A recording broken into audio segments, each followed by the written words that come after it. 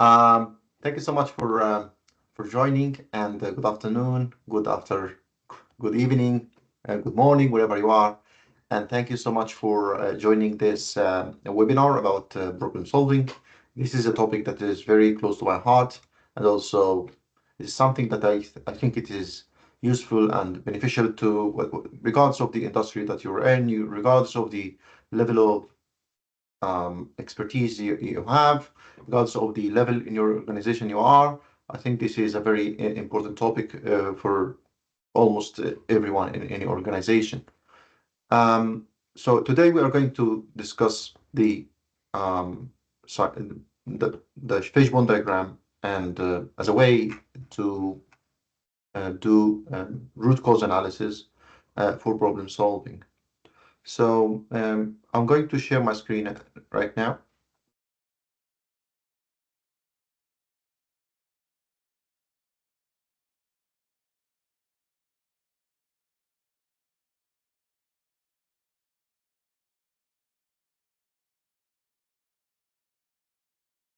Very nice. So today's webinar will be about root cause analysis using Fishbone and the 5 whys. And of course, these are not like the only tools that we can use for problem solving, but our focus today will be about them. So the agenda for today's webinar, and I hope it will be interesting for you. So I'll give it a little bit of an introduction to the Academy and to myself, and also to the problem solving generally, and also the problem solving tools, the 7 problem solving tools. And then we'll talk about the Fishbone diagram, steps to draw the Fishbone diagram, the key benefits, and the template that we can use, which will be available for you after this webinar. And also the 5 whys. We'll talk about the 5 whys, definition for the 5 whys, and also what is the logic and the way of thinking behind the 5 whys. And then we'll allow for a few minutes for Q&A, and then I'll give you the next steps in which I'll be sharing some exclusive offers for the webinar attendees and also people who registered. And also I will share with you how I'm going to share with you the recordings for this session, and also the templates that I'm going to share with you that we use throughout this webinar.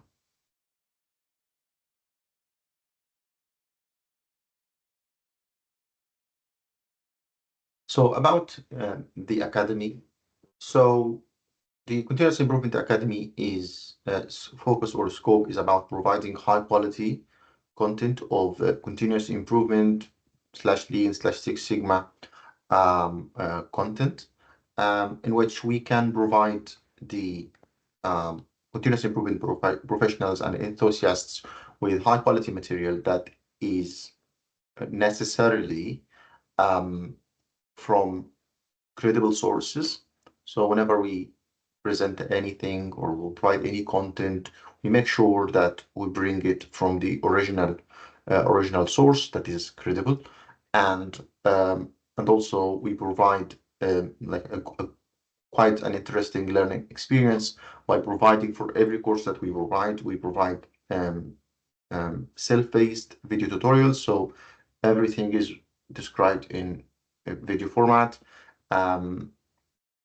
How to go through every principle in each course, and also for every course that we provide you with kind of handouts in a form of a PDF, so you can download all the presentations that are included in any course that you have, and also you will get downloadable templates that you can use for your practical continuous improvement exercises. And also we provide you with lifetime access for every course that you get. About myself, so I have extensive years of experience in continuous improvement, operational excellence, and leading process improvement initiatives across diverse industries. And also I have industrial engineering background with master in business administration. My expertise lies in using Lean Six Sigma principles and tools to identify and lead initiatives for process optimization, waste reduction, and quality enhancement, as well as building internal capabilities for continuous improvement. Throughout my career, I trained over 4,000 employees on continuous improvement methodologies and coached more than 100 Lean Six Sigma projects.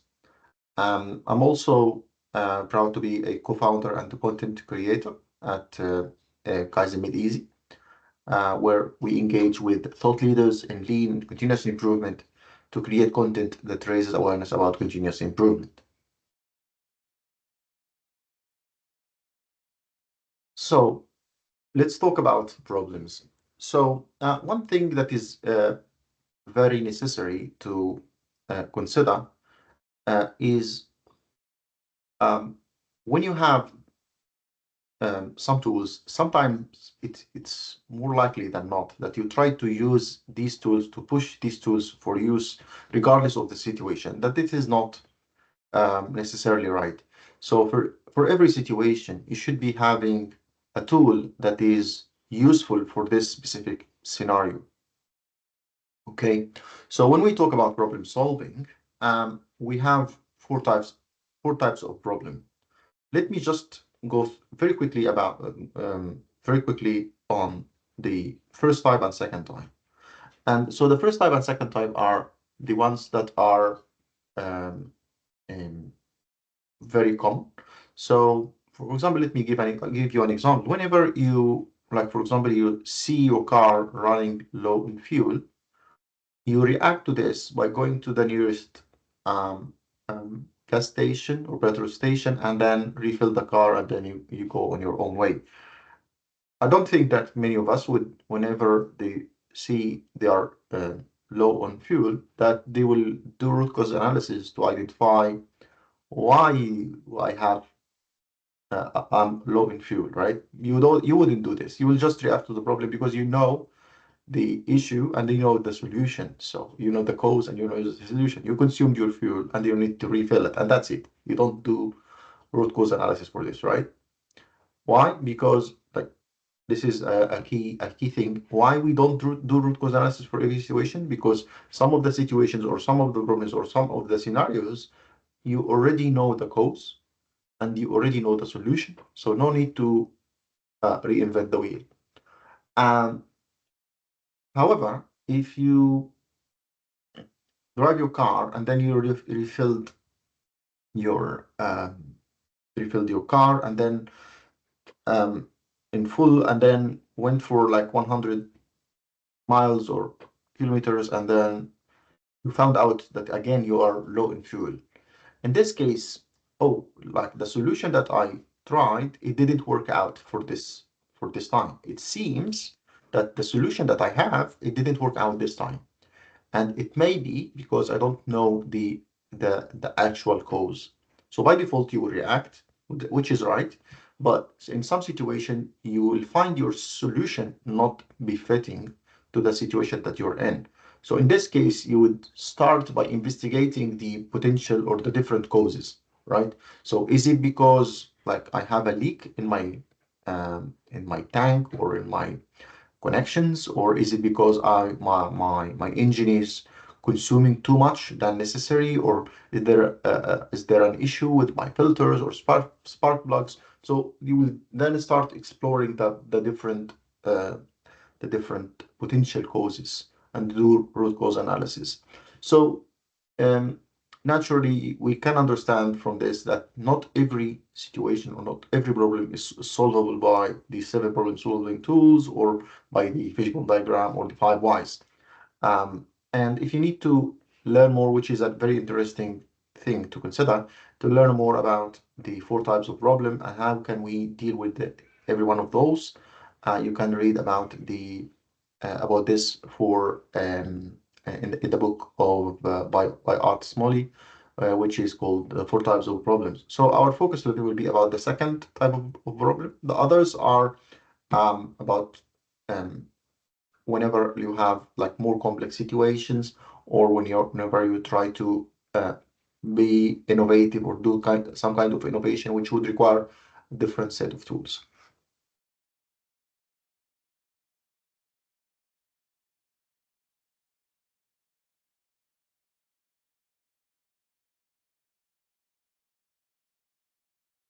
So whenever you try to solve a problem, you need to think of a scientific approach to handle those problems. So you don't just start by like I have a problem, then let me use my fishbone or let me use this Pareto diagram or the statistical process analysis. No, you don't need to do this. You need first to think scientifically about the problem. And one way of thinking or scientifically about any problem is by using the what's called the PDCA, which is the plan, do, check, act, which is a way to think deeply about the problem before trying to solve it by determining the problem that I'm trying to solve, what are my goals, so that I know whenever I solve this problem, I really solved it. And then you give in this planning phase, you give different um, uh, uh, scenarios, or okay, these are the potential causes and these are the potential solutions. All of this is done in planning, and then you give it a try, and then you see how it works. And then you check by seeing if your solution really worked out. If it didn't work out, and then you need to repeat the planning and doing again. If it did work out, you need to make it sustainable and you need to sustain it, right? Standardize this new practice.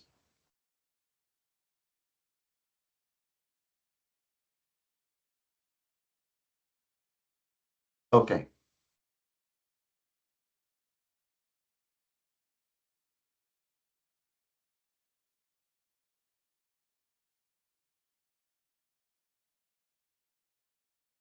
So we know there is something that's called the A3, and the A3 thinking is basically a way to, or a kind of not a template, but a way to organize your thoughts around a template, which is called the A3.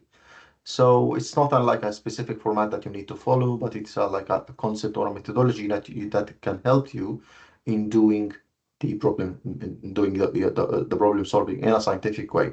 So you start by identifying the background, the current conditions, the goals, and the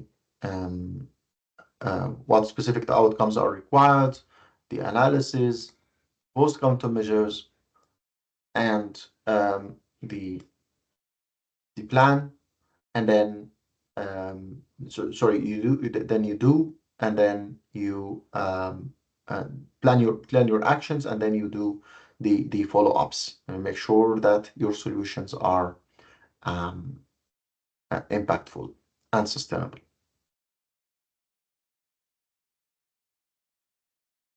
So let's start by talking about actual problem solving tools. So the the seven basic tools of quality, and sometimes also referred to as the seven QC tools, represent a fixed set of graphical tools used for troubleshooting issues that are related to quality. They are called basic quality tools because they have a very interesting feature, which is they can be easily learned by anyone, um, even without any formal training, which is really nice. So any formal training, specifically in statistics. So Dr. Kaoru Ishikawa, played a leading role in the development and the advocacy for using the seven quality tools in the organizations for problem solving and for process improvement. Um, so also, as we say, um, these tools were promoted and pushed forward by Dr. Karushikawa to be used in what's called the quality circles, and this helped the organizations to efficiently solve their problems with the participation with every worker, which is the most significant thing about these tools, which is they are easy to understand and easy to learn. Um, Virtually by anyone in the organization, regardless of the level of their level. So these tools are the histogram, the cause and effect diagram, which is the scope of our discussion today, and also the Pareto chart, using graphs, the check sheets, the control charts, and also the scatter diagram.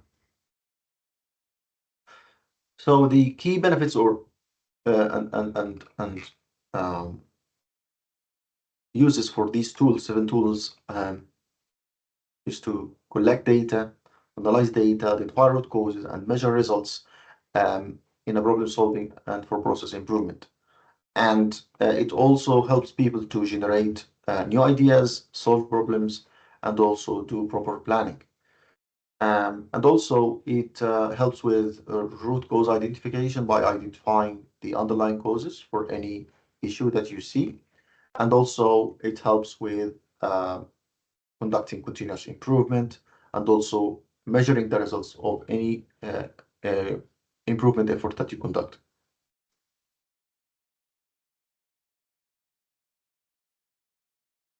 So this is the summary of the 7 basic quality tools that we introduce in our scientific problem solving course. And like this is the definition, the benefit, and the example, and one example for every tool. I'll give you a moment to go through it.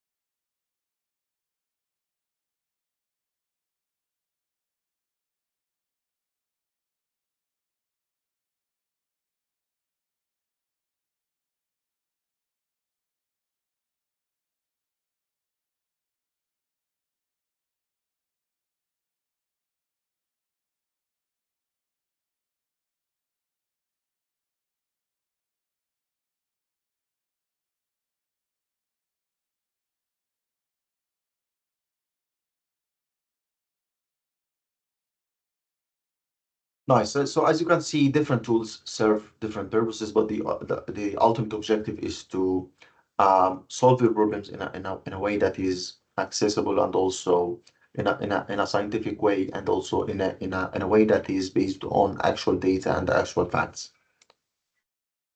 So let's talk about the actual tool that we're going to discuss today, which is the fishbone or Ishikawa diagram. So if you just noticed, this tool has been developed by Dr. Kaoru Ishikawa that introduced the 7 problem-solving tools, and every aspect of our discussion today related to the fishbone is extracted from the book by Dr. Kaoru Ishikawa that we just showed to you earlier today. So the fishbone diagram is a very powerful tool. And before I talk about like specifics, let me give you an example. So sometimes when you face a problem and then you're not sure about the potential causes or potential solutions, someone can come and try to identify, like if imagine that we're doing a brainstorming session to identify what could be the potential causes. Imagine that someone will start to talk about the people are not trained, and then the second person came and said people are not qualified, and the third person said like people are not motivated, and fourth person came and said it's about people are not cooperating with each other, and someone came and said their people's supervisors are not able to lead those teams. So if you could notice that we are only talking about the people's side of the problem, or the category of people, and we did not consider material, measurements, environment, or any other category that could be potentially participating in this problem. So one way to avoid getting to this issue is by, before you identify the actual causes, you try to identify the categories, the potential categories for the causes, and from those you identify the actual causes under each category. Okay, so this is the basic idea behind fishbone diagram. So before you talk about the actual causes in terms of like for example, people are not trained, you need to talk about, okay, what could be the potential categories for this issue? Like for example, let's talk about quality issue. So could it be because of people? Could it be because of material? Could it be because of the environment? Could it be because of the equipment that we use? And so on and so forth. And then under each category of those, you try to identify the potential causes under each category. Okay, so the fishbone diagram illustrates the relationship between the cause and the effect. So effect is basically the problem that you're trying to solve, and the cause are the factors contributing to this effect. Okay, factors could be uncountable. So you you don't you like virtually you can reach out like to uh, tens or hundreds of causes. So you don't need to limit yourself to a specific number, but this tool will help you to organize the causes in a way that is easy to analyze later on. And um, and also it helps to categorize those causes in a way that is that triggers the people participating in the fishbone analysis exercise by making sure that all the categories are covered and we did not neglect any of the categories.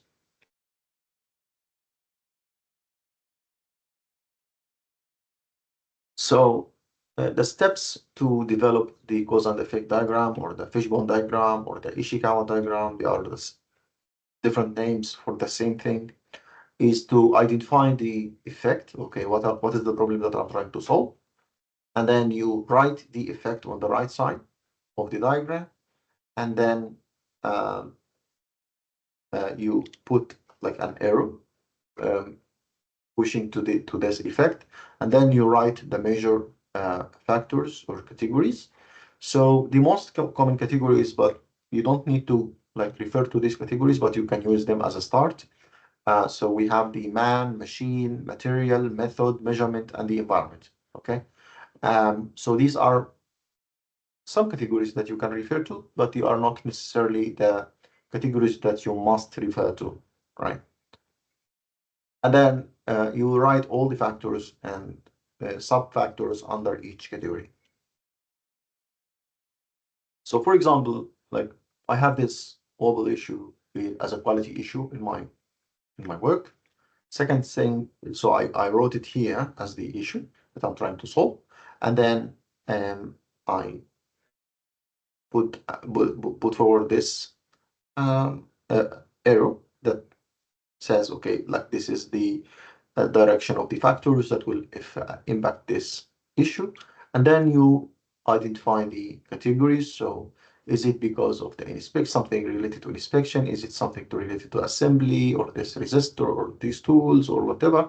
So and under each of these categories, try to identify the um, the causes and the sub causes related to this issue. So for example, under tools, I have like the tool making, and under tool making, the code that sub cause could be the design of those tools. Once you identified all these potential causes, then with data you need to try to analyze or remove the ones that are not backed up by data. So for example, is it something related to measuring standard? Okay, let us check the measuring standard. Is it like, for example, um, calibrated, well maintained? If it's a calibrated, well maintained, and there is no nothing here to doubt. In this case, you can this cross out this issue and okay, this goes, and then okay, I don't need to investigate this further. And also whether workers are trained. So let me check and get some workers and make sure that if they are trained or not on this, so that they are good with their judgment and inspection. And if this is by evidence, by checking the actual work, that yeah, this is not an issue for me. So you can cross it out. So So things can help you with crossing out the potential causes by collecting data, by analyzing data, by checking in the Gemba or the actual shop floor to see if the issue is really an issue, or is it a really potential cause. And with this, you can identify only a few causes, and then you can analyze them, like, so you can target them directly, or you can analyze them further to get the root cause. And this can be done by using, for example, one way to do it is by using the uh, the why analysis that we're going to discuss today. So let's assume, like, I crossed out all of these by data, and it seems that I have an issue with the actual hole, and then in this case I need to investigate it further by using data, or by using the why analysis, or the 5 why analysis that we're going to discuss today as well. So this is another example. Like, it's kind of looks a little bit more complicated. So so we have here an issue, and we have here again like different categories. So in this case we have 8 categories. So the people, factory visit, place, discussion, contacts, and so on and so forth.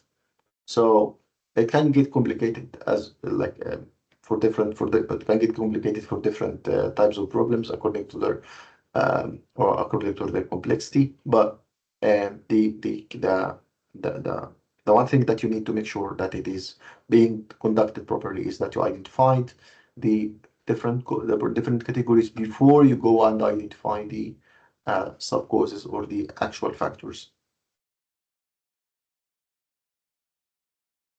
So the key benefits of this tool, as you can imagine,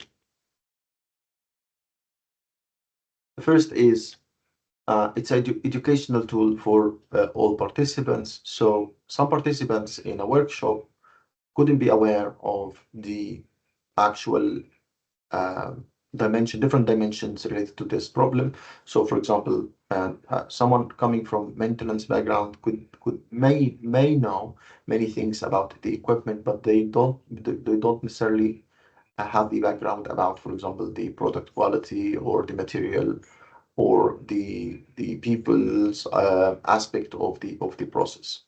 And also, it's a guide for discussion, so that the discussion is not biased to a specific category, um, and ignoring the others. And also, it helps with identifying root causes, and also documentation of the identified causes. So whenever you do the uh, root cause analysis, can document it later on, for example, in a template that I'm going to show you today. And so in this case, if the problem comes again, we don't need to repeat the same exercise from scratch, but you will have already a, a pre-identified potential causes that you can build upon, rather than starting from scratch, for even if the problems are similar. And also, it shows how well the team understands the process. So if the team is inclined to specific causes or specific categories, it means that the team is not very aware of the potential causes. And in this case, it may be a good exercise to educate all the members about the process. And it can be used for any problem. So if it's related to quality issue, it's related to cost issue, it's related to on-time delivery issue, or is it related to safety issue, or is it related to morale, this tool can be used. And also, I can highlight that this tool can be also used as a way to brainstorm the potential solutions, rather than only the potential causes, which can help the team also identify the some good solutions about this about the problem on hand. So this was basically a simple idea about the problem solving tools, and sorry, the fishbone diagram. And one way that I found interesting and useful is that you can use those tools in a way that is easy to grasp or understand, and it's also shareable across the organization by using some templates, for instance. Um, so I'm going to share with you right now um, a, um, a template that I personally sometimes use in order to help with either doing the problem solving, or sorry, the root cause analysis, or to um, to document it and share it across the organization. Um, so sometimes you can do this exercise, for example, on um, you can do this exercise on a piece of paper, which is nice and also useful. And I would recommend it whenever you have the chance to do it. Like for example, in the shop floor, you don't need to restrict yourself by writing down things on an Excel sheet. I wouldn't recommend this, but it would help. Like for example, if you're doing this in a virtual format, or if you're doing the problem so or you're trying to document what you already did. So if you can do it like in the shop floor using sticky notes. You can do it like on a whiteboard, on a blackboard, which will enable everyone to participate in the exercise. But if you you need the template um, to document what you already did in the exercise. And also if you want to do it in a in a virtual format without relying on in other external tools, you can use this template. So as you can see here, this template is part of like a set of templates that we have for the 7 tools. So we have a template for histogram, fishbone, Pareto, the line graphs, the bar graphs, pie charts, the statistical process control charts, as you can see here, and also the scatter diagram. So we have a template for every tool of those, along with a template for the A3 thinking. And uh, our promise for today is that we're going to share with you the template for the fishbone diagram, and but the other templates can be accessed in our scientific problem solving course. So let me go like check how can we use this template that I'm going to share with you in an Excel sheet. So for example, I have here the defect rate as an issue. Okay, so I have a defect rate of 10%, and then I identify the categories. I can change those categories. For example, if I don't talk about man, I can talk about, for example, let me say, just for the sake of this example, tools. And then under tools, you will identify the causes and the sub causes, and you can, for example, duplicate any of those causes, and then use it the way that you wish to use it. Okay. So, for example, I can do this and I can do this, and then it will be easy for me to replicate and use. So this is the template. So you start by identifying the defect or the issue, and we said like it could be different types of issues or problems, and then you identify the categories here in the main as the main causes, and from this you identify the sub causes. This can help you if you're going to do the exercise like using sticky notes in the shop floor or blackboard or whiteboard. This tool as well can help you, or this template as well can help you with documenting those. And then later on, for example, you can um, mark, like for example, this cause as a high priority cause, and then this cause is for example, medium priority cause, and this cause is, for example, um, low priority cause. So you can use it in a way that fits your problem. And then again, as I said, I will share with you this template by email after we finish this session.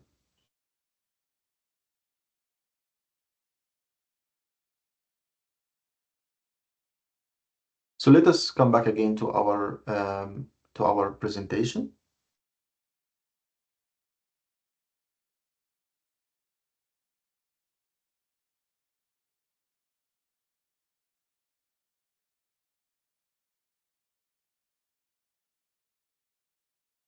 So imagine that you are already identified like one subcause, and you need to make sure that you understand a the root cause of the issue, and that you're not just picking a superficial symptom and then trying to act upon it. So here we can use the five whys, and the five whys technique is like a kid. You try to ask why and why and why, and until you understand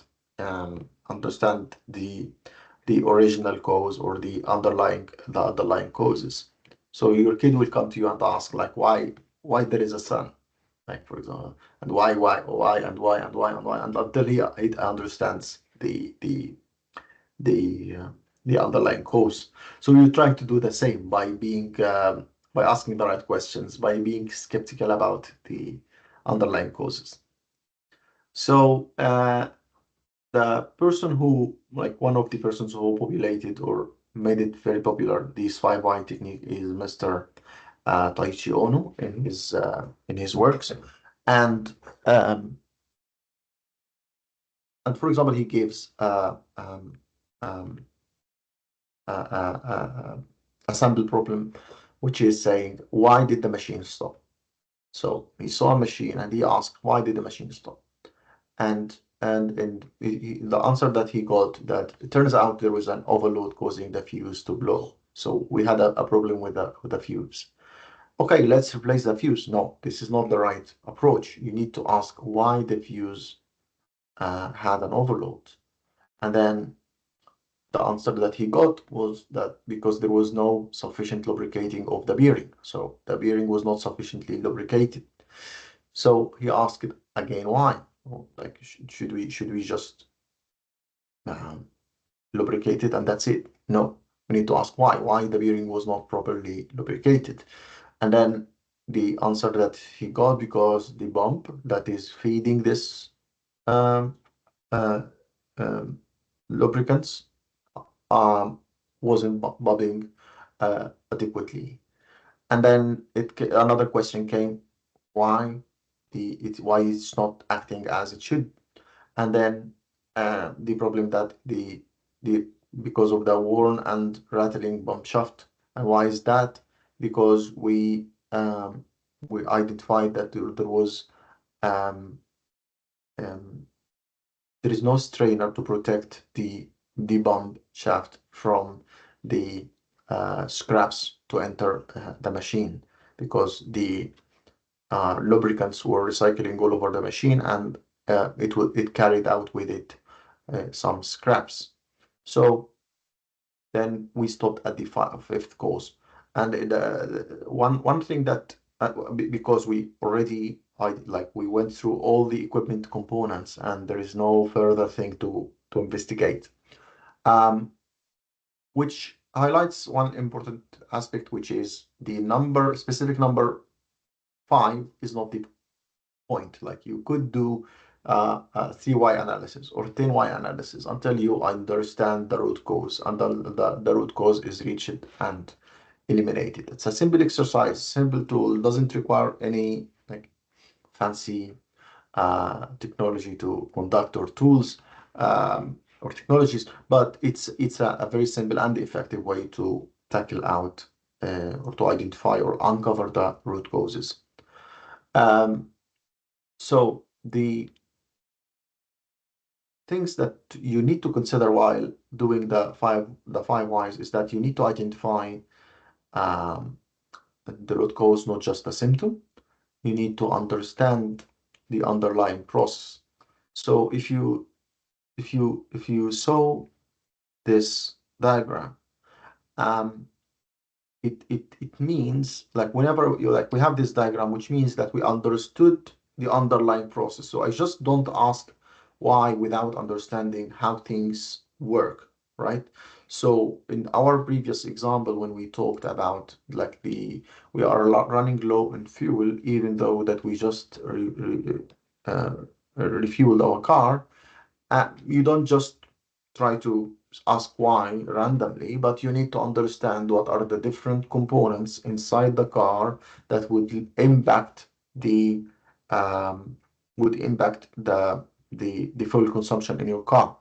So you need to understand the mechanics and electronics of the car before trying to understand the actual cause. So you need to have access to the underlying process in order for you to make sure that you solve the problem effectively. Um, and sometimes, like you would ask yourself, well, like, why 5 hours? How do I know that I already or I go to the actual root cause? And a simple answer for this, that if the exercise helped you to understand the the parameters that are affecting the causes, and you sorry, affecting the problem, and also you adjusted the parameters that are impact the problem that you have in hand, not just solve the artificial or the superficial problem. Now you can say, okay, I'm doing this exercise properly. So rather than just replacing a fuse, you understood the root cause of the problem, and then you, for example, in the previous example, that you replaced the strainer for the fuse not uh, to uh, to be defect again. Um, and so conducting effective 5 whys requires a deep understanding of the technical process involved. It's not a simple just go and ask why and that's it. Um, And this technique expertise is not something that you can acquire overnight. It requires training, development, and hands-on experience. Like you wouldn't expect yourself to do like to be a master in problem solving by doing this exercise one time, like 5 whys, but you will learn from the experience what are the other like what are the best practices and what are the good way to investigate. So sometimes you would stop, for example, at the 6 why, and then like after you see the problem coming again, like you realize that you should have investigated deeper. So by investing in the development of your teams, we can improve the problem solving skills and ultimately achieve better results. So it requires you to develop the capabilities of your team to understand their process in an appropriate way.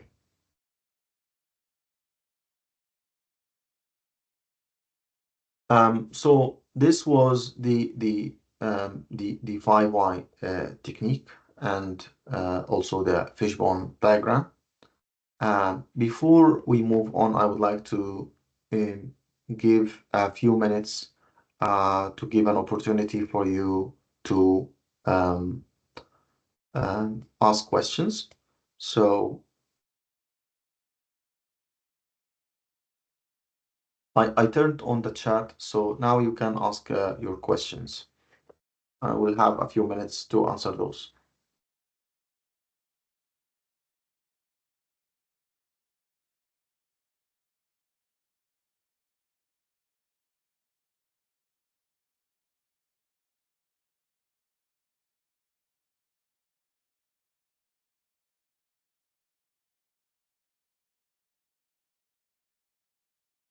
In Microsoft Teams, you will see a button that says chat, and from this chat you can access the chat box in which you can ask the questions that you wish to ask.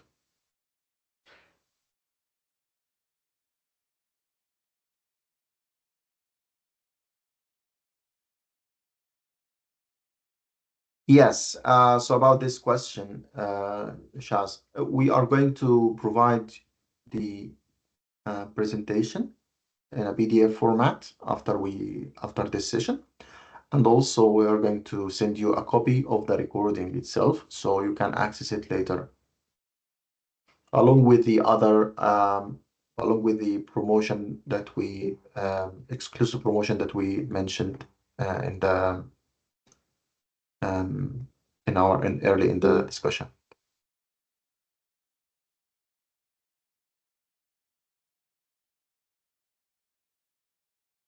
So I have a question here about how much would it take to how much would it take to start exercising the five whys in an effective way or an efficient way? So I would say like it depends on the complexity of the problem. So you can do you can do five why, like it can happen in 5 minutes in some situation. In some situation it could take days, but my advice would be like start exercising it, and then from exercising you will uh, practice it and be highly skilled in it. So the exercises themselves would help you to gain the necessary skills.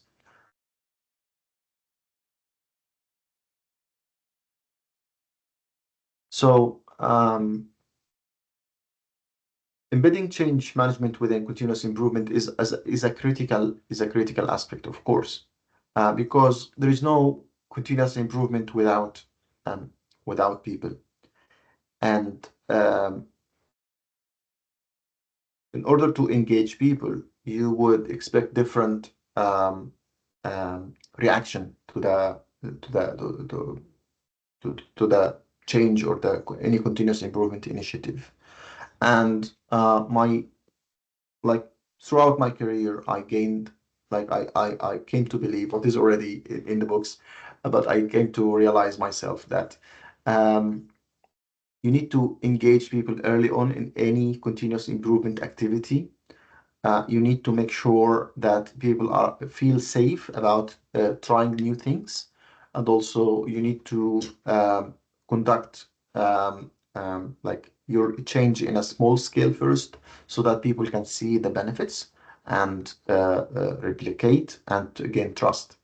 And also you need to um, make sure that you have all your activities or your continuous improvement activities linked to the strategy of the organization, so that your improvement will be meaningful.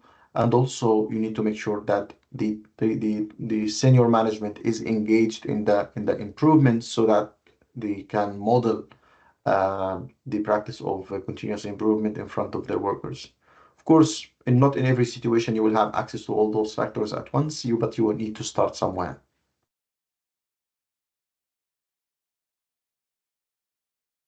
Another question about how do you work with how would you work the fishbone with a group of scientists? Uh,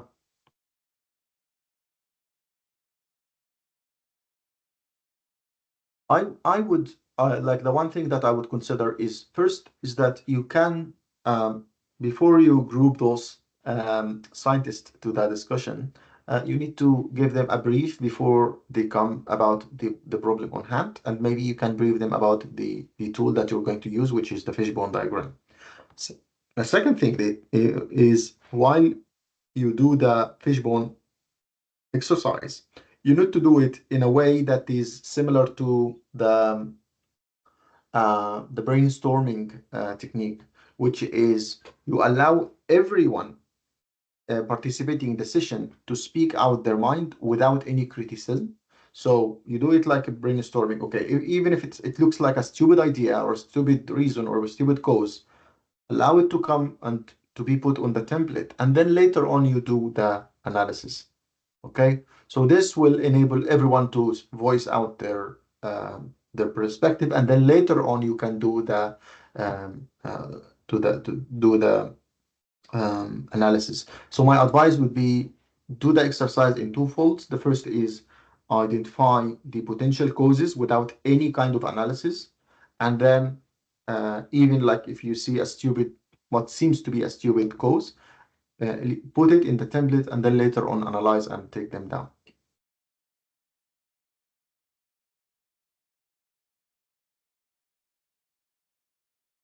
Yeah, what else can we like can give us confidence in knowing that we need to stop asking the five why?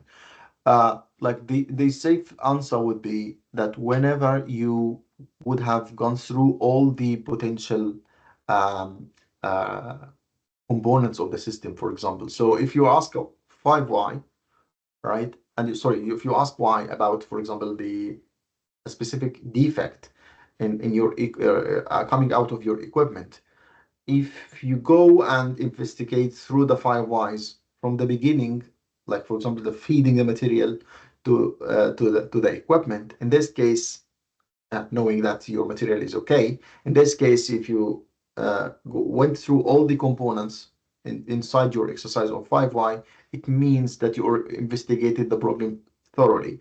But the best answer would be you wouldn't be 100% sure until you try it and then see the results, right? But you can say like 5y is a good five number of y's before you stop. Of course, sometimes you can have multiple root cause analysis, and sometimes when you ask why, you can have the answer coming from two causes, and then you need to investigate this why and the other why as well.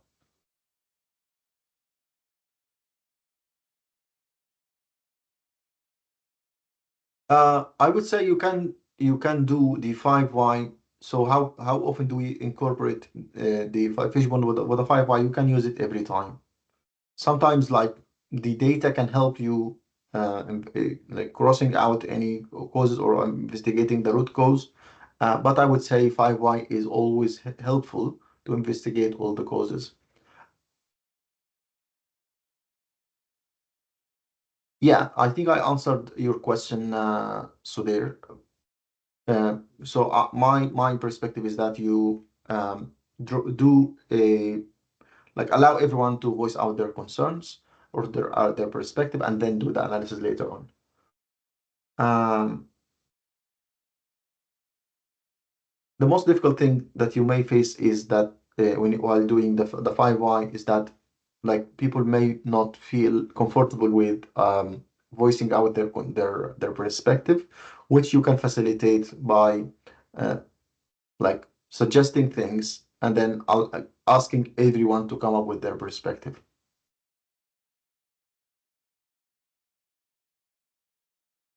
Yes, I agree with you, Carlos. You can like do a sub fishbone diagram of the main fishbone diagram.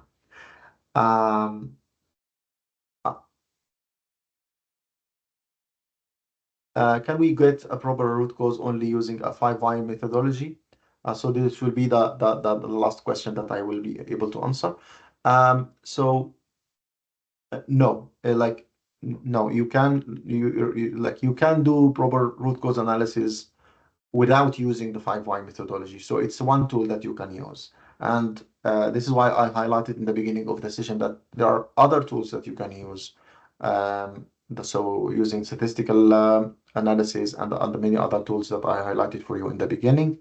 And this will give me an opportunity to go and show you the next steps after this webinar. Um, I hope you can see my screen right now. So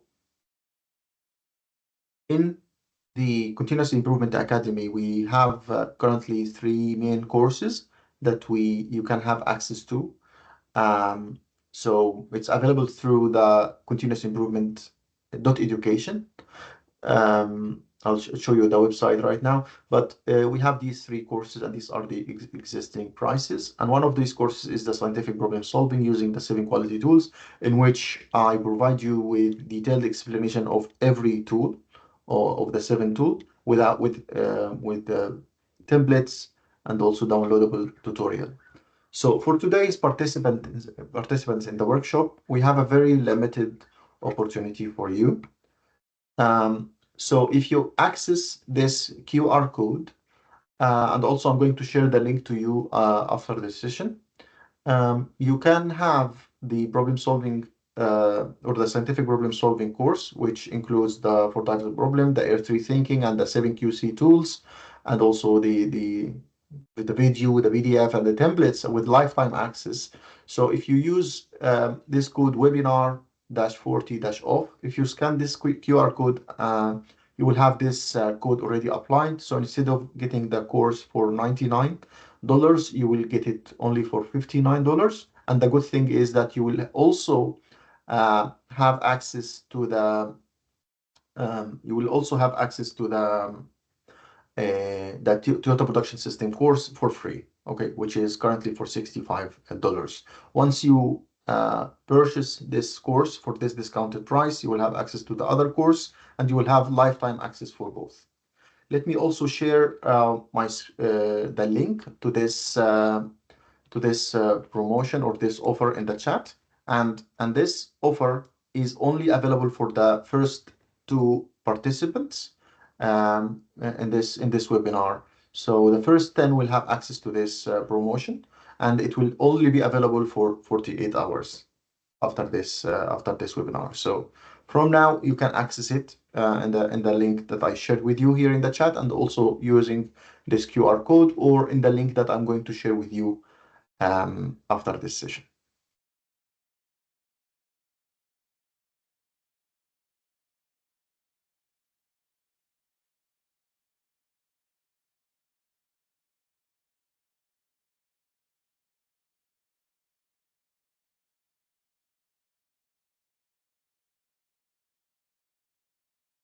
So I think I sent you the wrong link. I'm going to share with you the right link right now in order to have access to this limited time promotion that it will be available only for the first 10 participants, and you can access this offer within the next 48 hours, and after this the course will not be this promotion will not be available. And I said it's only available for the first 10 participants. Thank you so much for joining this session. I hope you also enjoyed it as well as myself. And also I'm going to share with you the recording, the PDF of this session, and also the offer. And with the template, the Fishbone diagram template that we used together today. And see you in the next webinar. Thank you so much and enjoy your day. Bye.